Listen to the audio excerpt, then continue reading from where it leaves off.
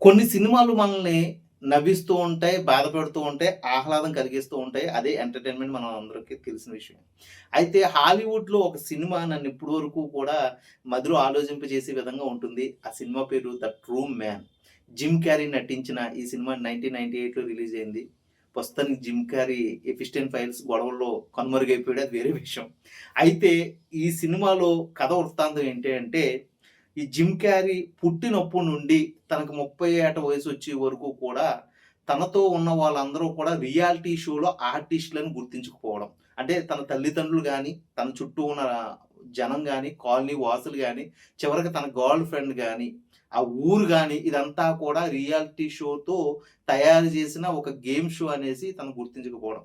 క్లైమాక్స్‌కొచ్చేసేటప్పటికి అతను ఇవన్నీ ఫెయిల్యూర్ అయిన తర్వాత ఒక బోట్‌లో ఒక నదిలో వెళ్తూ ఉండగా, ఆ నది ఎండింగ్ వచ్చేస్తుందని జెప్పి గేమ్ షోలో ఉన్న డైరెక్షన్ డిపార్ట్‌మెంటు అతనికి నిజం చెప్పేయాలనుకుంటది.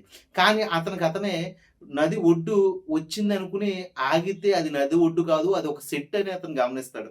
గమనించి ఆ సెట్‌ని అలా ముట్టుకుంటున్న సమయంలో డైరెక్టర్ ఒక స్పీకర్ ద్వారా ఆ జిమ్ క్యారీకి విషయం చెప్తాడు.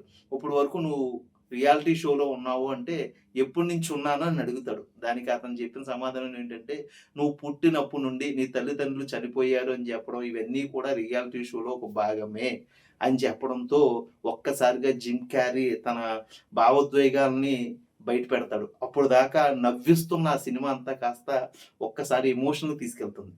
క్లైమాక్స్‌లో ఈ డైరెక్టర్ ఈ ప్రేక్షకులకు నువ్వేం చెప్పాలనుకుంటున్నావు జిమ్ క్యారీ? నీ లైఫ్‌ని ఒక రియాలిటీ షోగా ఉంది గాబట్టి అనంటే, రేపు బతికుంటే నేను ప్రజలతో మాట్లాడతాను అని జెప్పి ఒక భావన చెప్పేసి రేపు tomorrow is the good day అని ఒక వర్డ్ ఏదో వాడి అతనైతే అక్కడి నుంచి వెళ్ళిపోతాడు. ఇది ఒక భావోద్వేగం కలిగిస్తూ అప్పటిదాకా ఆహ్లాదకరంగా ఉన్న సినిమా కాస్త మనసుని బాధ పెట్టే విధంగా వెళ్తుంది. ఇలాంటి సినిమాల నుంచే తెలుగులో అదే హిందీలో 'పీకే' గాని లేకపోతే ఏది 'ద ఇడియట్సా' 'త్రీ ఇడియట్స్' గాని పుట్టింది. ఇలాంటి గొప్ప గొప్ప సినిమాల్ని చూస్తున్నంత సేపు ఓ ఆహ్లాదం కలిగిస్తదని జెప్పి మీకు ఈ వీడియో ద్వారా చెప్పాలనుకున్నా.